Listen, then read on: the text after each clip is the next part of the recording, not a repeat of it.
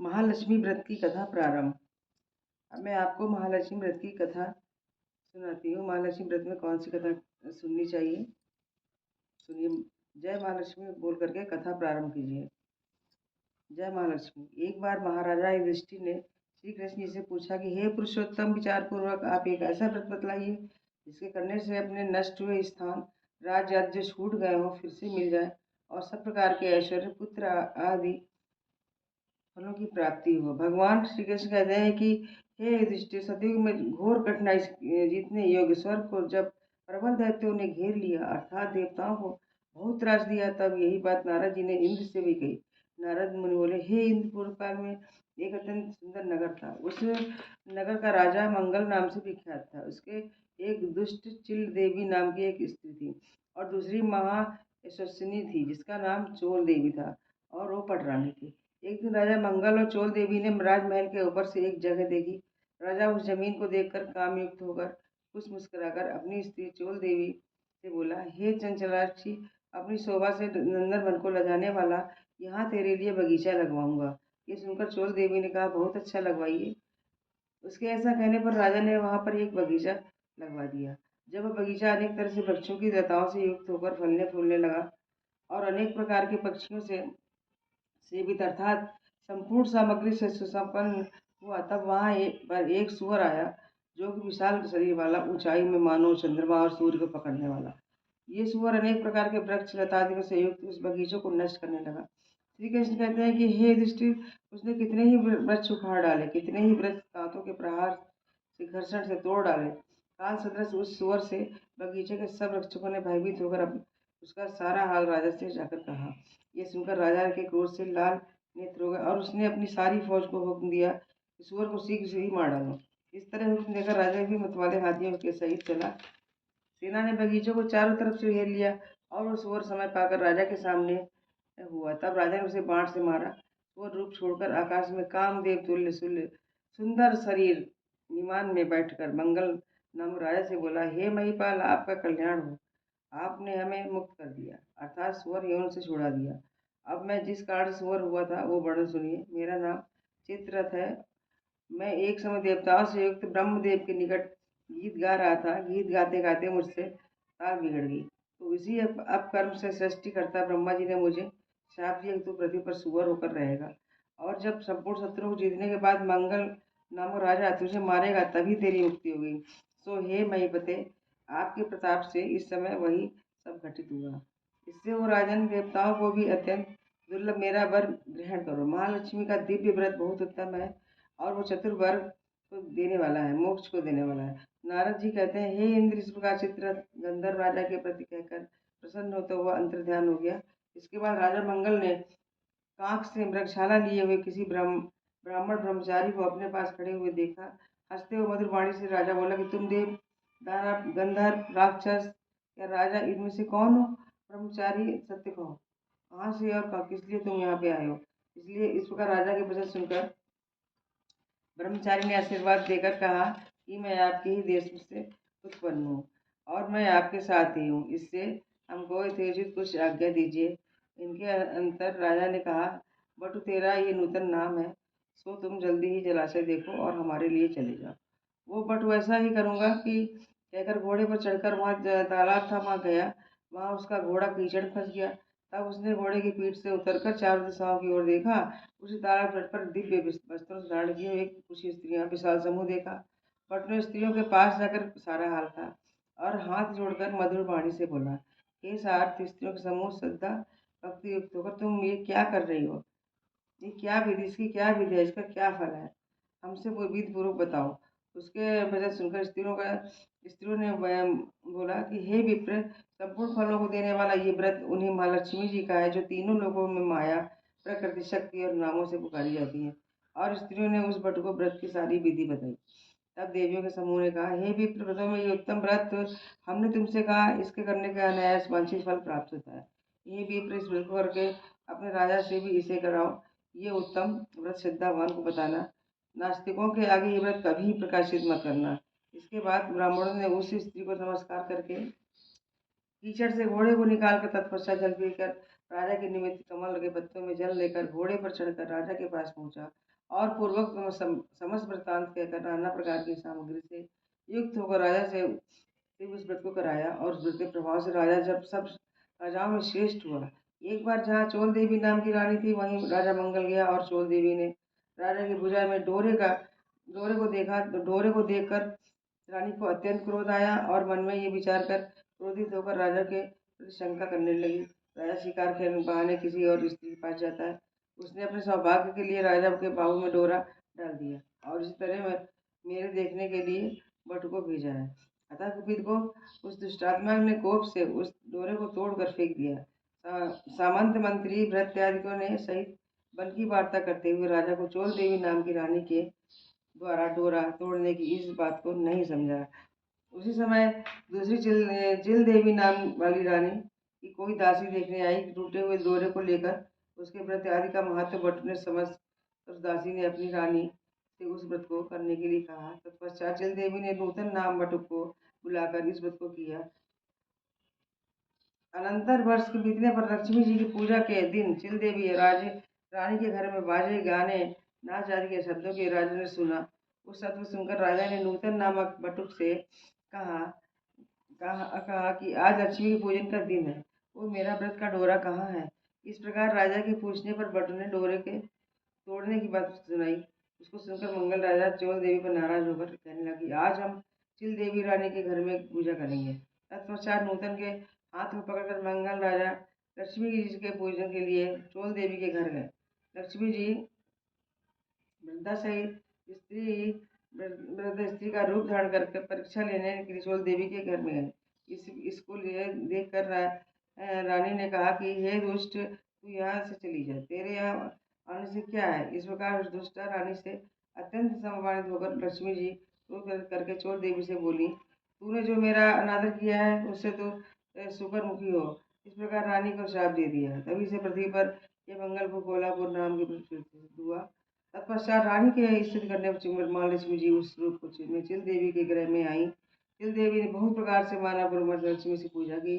तब लक्ष्मी जी वृद्धा रूप को छोड़कर प्रत्यक्ष हुई और रानी ने लक्ष्मी जी की पूजा की। तत्पश्चात लक्ष्मी जी प्रसन्न होकर चिल देवी से बोली, हे चिल देवी, तुम्हारे पूजन से प्रसन्न हूँ, वर मांगो।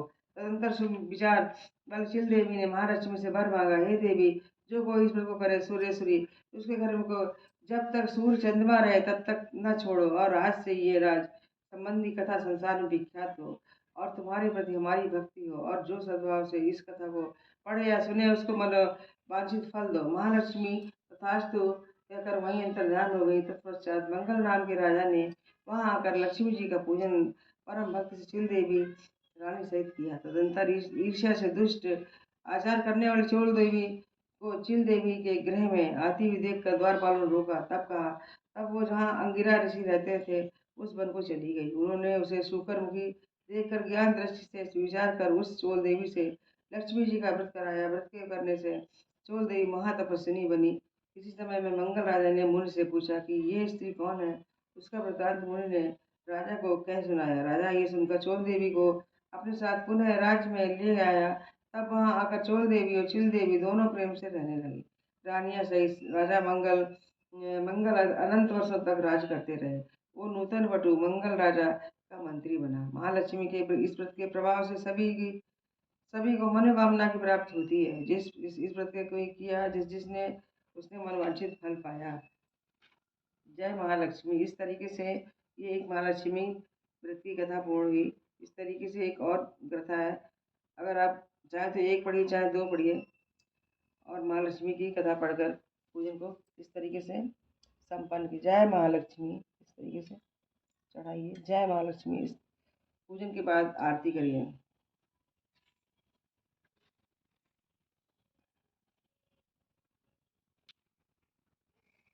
जय महालक्ष्मी। श्री महालक्ष्मी व्रत कथा। ये व्रत भाद्र व्रत के शुक्ल पक्ष की अष्टमी को आरंभ करके अश्विनी मास के कृष्ण पक्ष की अष्टमी को समापन किया जाता है। एक समय महर्षि द्वैपायन व्यास जी हस्तिनापुर आए। उनका आगमन सुनकर समस्त राजकुल के कर्मचारी महाराज भीष्म सहित उनका सम्मान आदर कर राजमहल में महाराज को सुवर्ण के सिंहासन पर विराजमान कर अर्घ्यपाद्याचमन से उसका पूजन किया। व्यास जी के स्वचित्त होने पर राजा रानी गांधारी ने माता कुंती से हाथ जोड़कर प्रश्न किया कि हे महाराज, आप त्रिकालज्ञ तत्वदर्शी हैं। आपसे हमारी प्रार्थना की स्त्रियों को कोई ऐसा व्रत सरल पूजन बताइए जिससे हमारी राजलक्ष्मी, सुख, पुत्र पौत्र परिवार सदा सुखी रहे। इतना सुनने के व्यास जी ने कहा कि हम ऐसे व्रत के पतन का उल्लेख कर रहे हैं जिसके सदा लक्ष्मी जी स्त्री होकर सुख प्रदान करेगी। वो श्री महालक्ष्मी व्रत है जिनका पूजन प्रतिवर्ष अश्विनी कृष्ण पक्ष की अष्टमी को माना जाता है। तब राजा रानी गांधी ने कहा, महात्मा ये व्रत कैसे आरंभ होता है, किस विधान से पूजन होता है, ये व्रत विस्तार से बताने का कष्ट करें। तब महाराज जी ने कहा कि ये व्रत भाद्रपद शुक्ल पक्ष की अष्टमी के दिन सुबह व्रत करके मन में संकल्प कर किसी जलाशय में जाकर स्नान कर स्वच्छ कपड़ा पहने। अगर जलाशय ना हो तो घर पे भी स्नान करिए और ताजी दूर्वा से महालक्ष्मी जी को जल का तर्पण देकर प्रणाम करना चाहिए। फिर घर आकर शुद्ध 16 धागा का एक गंडा बना के प्रतिदिन 1 घंटा लगानी चाहिए। इसी प्रकार 16 दिन का 16 गांठ 1 घंटा तैयार कर अश्विनी माह की कृष्ण अष्टमी को व्रत कर रह के मंडप बनाकर चंदोबा तान कर इसके नीचे माटी के हाथी के और महालक्ष्मी की मूर्ति स्थापित कर तरह तरह के पुष्पमालाओं से लक्ष्मी जी व हाथी का पूजन करके कई पकवान सुवासित पदार्थों का नैवेद्य समर्पण करें और श्रद्धा सहित महालक्ष्मी व्रत से आप लोगों की राजलक्ष्मी सदा स्थिर रहेगी। ऐसा विधान बताकर व्यास जी अपने आश्रम को प्रस्थान कर गए। इधर समय अनुसार भाद्रपद मास की शुक्ल पक्ष की अष्टमी से समस्त राजघरानों की नारियां नगर व स्त्रियों ने श्री महालक्ष्मी व्रत का व्रत आरंभ किया। बहुत सी नारी गांधारी के साथ प्रतिष्ठा मान हेतु व्रत का साथ देने लगी। कुछ नारी माता कुंती के साथ भी व्रत का आरंभ करने लगी, पर गांधारी जी द्वारा कुछ द्वेष भाव चलने लगा था। ऐसा होते होते 15 दिन व्रत के समाप्त होकर 16वां दिन अश्विनी पक्ष का अष्टमी का आ गया। उस दिन प्रातः काल से नारियों ने उत्सव मनाना आरंभ कर दिया और समस्त नर नारी राजमहल में गांधारी जी के यहाँ उपस्थित होकर तरह तरह से महालक्ष्मी जी के मंडप पर माटी के हाथी सजाने की बड़ी तैयारियां होने लगी। गांधारी जी ने नगर की सभी प्रतिष्ठित नारियों को बुलाने को सेवक भेजे, पर माता कुंती को नहीं बुलाया गया और न कोई सूचना भेजी। उससे बात की धुन गुंजारने लगी, जिससे सारे हस्तिनापुर में खुशी की लहर दौड़ गई। माता कुंती ने इसे अपना अपमान समझकर बड़ा रंज बनाया और व्रत की कोई तैयारी नहीं की। इतने में महाराजा युधिष्ठिर, अर्जुन, भीमसेन, नकुल, सहदेव आदि 5 पांडव उपस्थित हो गए। जब अपनी माता को गंभीर देख अर्जुन ने प्रार्थना की, माता आप इतनी दुखी क्यों हो? क्या हम आपके आपके दुख का कारण समझ नहीं सकते और दुख दूर करने में सहायक नहीं हो सकते? आप बताइए। तब माता कुंती ने कहा, बेटा आज जाति अपमान से बढ़कर कोई दुख नहीं है। आज नगर में श्री महालक्ष्मी व्रत उत्सव है। रानी गांधारी ने सारी नगर की औरतों को बुलाया, पर मुझे तुम्हारी ईर्ष्यावश मेरा अपमान कर उत्सव में नहीं बुलाया। पार्थ ने कहा, माता क्या वो पूजा का विधान सिर्फ दुर्योधन के ही महल में हो सकता है? आप अपने घर में नहीं कर सकते? तब कुंती ने कहा, बेटा कर सकती हूँ, पर वो सारा सामान इतनी जल्दी कहाँ तैयार हो सकता है, क्योंकि गांधारी के 100 पुत्रों ने माटी का विशाल हाथी तैयार करके पूजन का साज सजाया है। ऐसा विधान तुमसे कहाँ हो पाएगा? और उसने उत्सव की तैयारी आज से जब हो रही है पूरे दिन से। तब पार्थ ने कहा कि माता आप पूजन की तैयारी कर नगर में बुला फिर आइए। मैं ऐसा हाथी पूजन को बुला रहा हूँ जो कि आज तक हस्तिनापुर वासियों ने नहीं देखा, ना ही पूजन किया होगा। मैं आज इंद्रलोक से इंद्र का हाथी ऐरावत जो पूजनीय है उसे बुलाकर तुम्हारी पूजा में उपस्थित कर दूंगा। आप अपनी तैयारी करें। इधर माता कुंती ने अपने सारे नगर में पूजा का ढिंढोरा पिटवा दिया और पूजा की विशाल तैयारी होने लगी। तब अर्जुन ने सुरपति को ऐरावत भेजने को पत्र लिखा और एक दिव्य बाण में बीन का धनुष पर रखकर देवलोक इंद्र में की सभा फेंका। इंद्र ने बाण से निकालकर पत्र खोला और पढ़ा तो आश्चर्य से अर्जुन को लिखा कि हे पांडु कुमार, ऐरावत भेज तो भेज दूंगा, और वो इतनी जल्दी स्वर से कैसे उतर सकता है? तुम इसका उत्तर शीघ्र ही लिखो। पत्र पाकर अर्जुन ने पत्र बाणों का रास्ता बना के हाथी उतारने की प्रार्थना लिखकर पत्र वापस कर दिया। इंद्र ने मातृ सारथी को आज्ञा दी कि हाथी को पूर्ण रूप से सजाकर हस्तिनापुर नाम में उतारने का प्रबंध करो। महारावत ने तरह तरह के साज सामान ऐरावत को सजाया। देवलोक की अंबर झूठ डाली गई। सुवर्ण की पालकी रथ जड़ित कलशों से बांधी गई। माथे पर रत्न जड़ित जाली सजाई गई। पैरों में घुंघरू सुवर्ण मणियों की बांधी गई, जिनकी चकाचौंध पर मानव जाति की आंखें नहीं ठहर सकती थी। इधर सारे नगर में घूम गए कि माता कुंती के घर सजीव इंद्र का ऐरावत बाणों से रास्ते को से उतरकर भेजा जाएगा। सारे नगर नर नारी बालक वृद्धों की भारी भीड़ ऐरावत को देखने एकत्र होने लगी। गंधारी के राजमहल में भी इस बात की चर्चा चल पड़ी। चहल पहल मच गई। नगर की नारियां पूजन थाली लेकर भागने लगी और माता कुंती के महल में उपस्थित होने लगी। देखते देखते सारा महल पूजा करने और घर से प्रशंसा भर गया।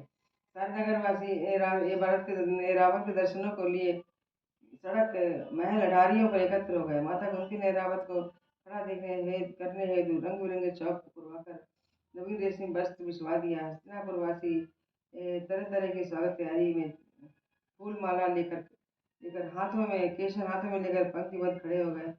इधर इंद्र की आज्ञा पाकर ऐरावत स्वर्ग से बाणों के वचन बनाए रास्ते से धीरे धीरे आकाश मार्ग से उतरने लगा, जिसके आभूषणों की आवाज नगरवासियों को आने लगी। ऐरावत के दर्शन होते ही नर नारियों ने जय जयकार के नारे लगाना आरंभ किया। ठीक सायंकाल ऐरावत माता कुंती के महल के चौक में उतर आया। तब समस्त नर नारियों ने पुष्पमाला अबीर केसर को चढ़ाकर स्वागत किया। महाराज गांव में पुरोहित ऐरावत पर महाराज सिंह जी की मूर्ति स्थापित करके वेद मंत्रों द्वारा पूजन की गई। अगर नर ने में सभी महालक्ष्मी जी का स्वागत करके ऐरावत की पूजा की। फिर तरह तरह के मेवा पकवान लेकर ऐरावत को खिलाए गए। ऊपर से जमुना जल पिलाया गया।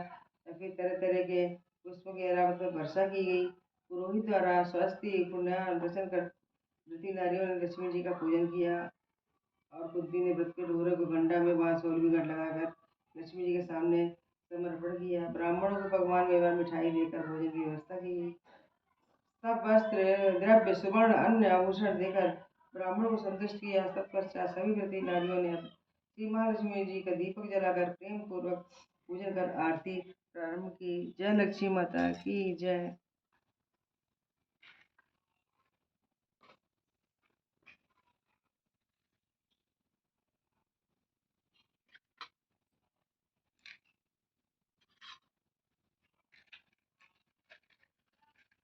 जय महालक्ष्मी जय महालक्ष्मी।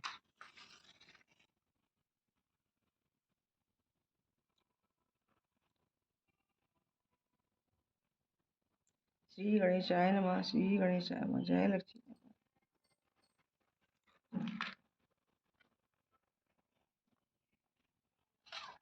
अब लक्ष्मी माँ की आरती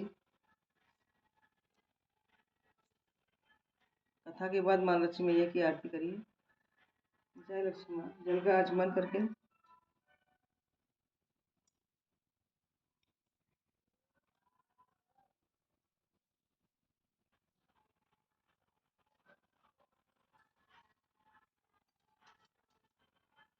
जय लक्ष्मी माँ इस तरीके से आरती करिए।